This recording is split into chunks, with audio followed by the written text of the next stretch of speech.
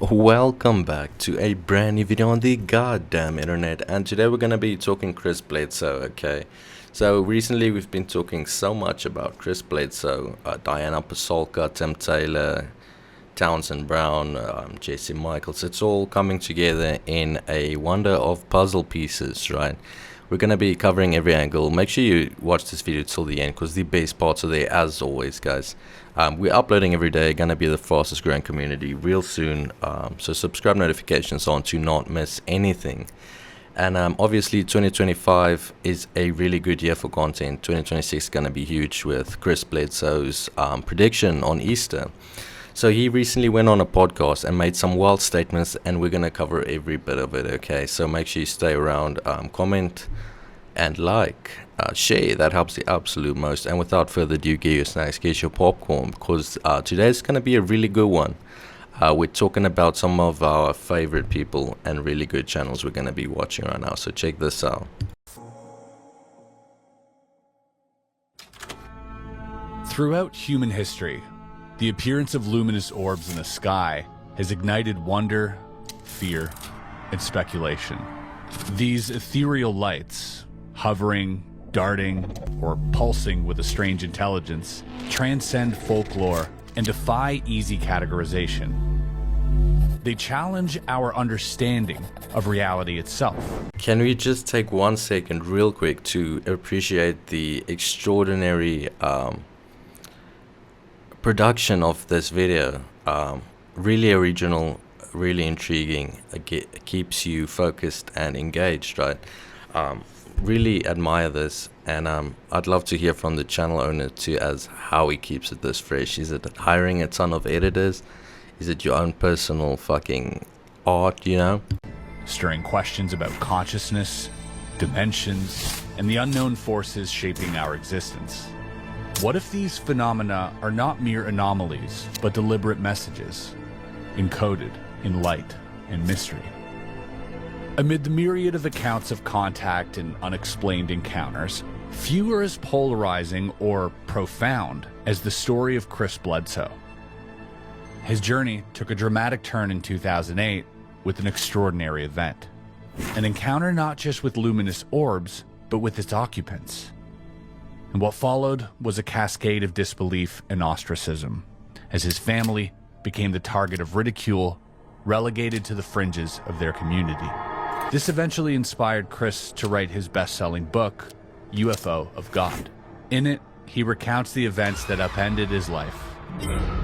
But more importantly, he unpacks the spiritual and existential questions those experiences forced him to confront.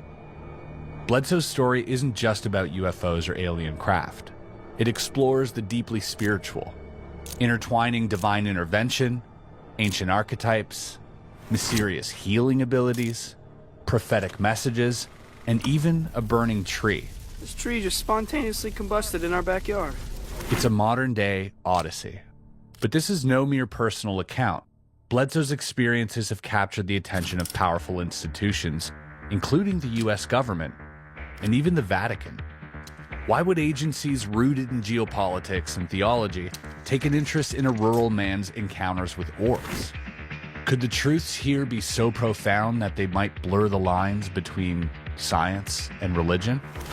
In this investigation, we'll trace the arc of Bledsoe's encounters, from his initial contact to the intricate spiritual revelations that followed. What is it about his story that bridges the gap between the skies and the sacred? And why does it matter now more than ever? Oh my God. Oh my God, look at that.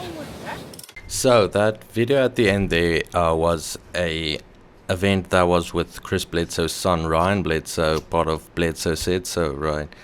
And it's really cool to see him going out with Ryan and having these types of experiences. And there was other people on that beach who experienced the same shit. And supposedly that the chick that was there meeting them, all by coincidence, right? Her father, like 20 years ago at the same spot, had an experience of his own. So these are quite some hot spots, really interesting stuff. A lot of new details that came out within this interview. Chris Bledsoe unfiltered, just going off and saying his piece, and the absolute goat behind the channel, he Really put all this together quite nice, so mad props to him for that. So we're going to be checking out a few more parts, but all this is really significant, him covering all the aspects of Chris Bledsoe, his past and history and experience with top NASA officials, top government officials, deep state maybe, Tim Taylor, I don't know, works for the Hammer. All really interesting stuff that we want to get to the bottom of. You met a gentleman by the name of Tim Taylor. Tim Taylor, otherwise known as the Dragon, is an enigmatic character. God damn, I love when people start talking about Tim Taylor. Guys, this is a really secretive, mysterious individual that Jesse Michaels has been chasing to get an interview and trying to contact for forever, but he is supposedly and apparently ghosted Jesse Michaels himself, the legend. So if Tim Taylor is ghosting Jesse, Jesus Christ, then what does that even mean, right? It brings up so many questions, Jesse and Tim Taylor. Jesse is such a nice guy, really goes out of his way, and he's just really cool, and his production on his channel is really good as well. So I love when they talk about Tim Taylor, the Dragon. I've never heard him being referred to as that. Maybe I'm just fucking slow, right? Has anyone else heard him being referred to as the Dragon? And why do you think specifically the Dragon? Like, what does that mean? I thought it was like something smokers called themselves to like be cool or some shit, right? I don't know. Say the least. Portrayed in Diana Pasulka's book American Cosmic as Tyler D., he was in charge of mission control at NASA, has worked for Elon Musk as an advisor. He once brought Diana and Dr. Gary Nolan blindfolded an hour in the desert to an alleged secret UFO crash site. So he takes Gary Nolan and I. Gary is a professor at Stanford. To be blindfolded to a secret place. It's in New Mexico. It was a crash site from apparently one of the ones in the 1940s. He's had access to the Vatican archives and claims that his biomedical patents, of which there are over 40 and have sold for hundreds of millions of dollars, came to him as future memories, as he put it, implanted by non-human intelligence.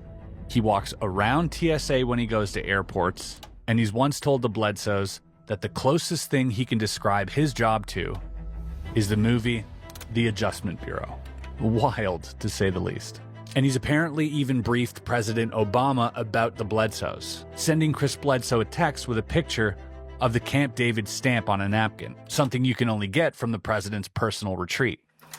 Tim's an interesting guy, to say the least. You know, this guy's got 40 biomedical patents. He's worked with NASA, SpaceX, and all of the above. He's been to the Vatican archives, but also not much is known about him. It makes him a little bit of an elusive character. You're probably familiar with Diana Pasulka's book as well, and she mentions Tyler.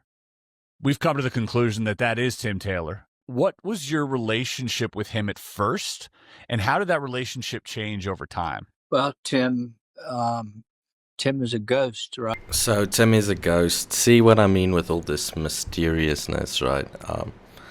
The fucking Dragon, okay? Jesus. Guy's just becoming more badass and secretive, mysterious, right? Like this is the main character in a fucking movie, right? Works for the Hammer works for God. So I wonder if Tim or a lot of other psionic assets have any particular religious beliefs, or if that helps with summoning these things in any regard. Like, it would be really interesting, because all we know about is Tim Taylor, and we don't know what his beliefs are. We know what Chris Bledsoe's beliefs are, and these NHI like him, but does that mean his religious beliefs is true? What does that only affect the state of mind of Chris Bledsoe? Like, it would be fascinating to get some more info and data out of this particular area, right? There is a famous video out there of one of these UFOs or object or whatever it is taking down one of these rockets that they were shooting up. I've seen it. Who showed this to you? Taylor did. Following one such test launch, Lieutenant Jacobs was unexpectedly told to report to the office of Major Florenz Mansman. On the screen was the film we had shot. The nose cones separate. The chaff flew out in front of it. We saw this as obviously reflections of light rippling like that. And then we saw the dummy warhead flying along. It's going between 6,000 and 8,000 miles an hour at that point, and it's on the fringe of space. And suddenly, into that frame, an object flew in, chasing the chaff, the warhead, and so on, at the same speed. And in polar orbit, it fired a beam of light at the warhead. The beam of light struck that. The object flew up, shot another beam of light at the dummy warhead, went around, shot another beam of light at it, went down, shot a beam of light, and then flew out the same way to come in. At which time, the dummy warhead fell out of the frame. The lights came on, and Major Mansman said to me, "Were you guys screwing around up there?" And I said, "No, sir." And he said, "What was that?" And I said, "It looks like we got a UFO." And he said, "Lieutenant Jacobs, you are never to speak of this again. It never happened." Yeah, quite a few. Well, I saw things I don't want to talk about. Sure. Understood. So it seems that they want to maintain total deniability, right? So this video, there's been a lot of talk about videos that has not been released as of yet, that some people have seen, members of the public even, secretly recording a recording that was shown to them, hence Logan Paul. I don't know how reliable that person is, right? Not a big fan of the guy or the Paul brothers, but it's really significant. There's been talk like that, and then this one, I really wish someone could send that to me. If anyone can, request a Proton email address from me, and I would gladly receive that, publish it, and deal with all the nuclear waste that comes with that, right? And so there's been a lot of talk about this specific UFO event, where the UFO NHI disarmed a nuke that was a prop. It wasn't a real one. It was they faked it, like, and this thing just came out and took that thing down. So that's significant. So these NHI can detect and deter nuclear reactions, and I wonder what this means, because they didn't with the first two. Does that mean that they are here and they are ready if any nuclear disasters try to, like, almost happens again? They don't want the experiment to go wrong. Is this time travel? Jesus Christ, there's so many ways this could go, so many tree branches extending to different places, right? So me just covering Area 52's work like this does not do the entire video justice, so make sure you check that out. I will be leaving a link in the description. Area 52 investigations, really high quality production, and make sure you check that out. Comment I sent you, and yeah, it's just really overall good stuff. Regular good uploads so far in this space. The only two on par, like high quality production and informational shit, is Jesse Michaels' American Alchemy and Area 52 investigations. Really good shit. Okay, make sure you check that out. Yeah. There, look. Look. What is that?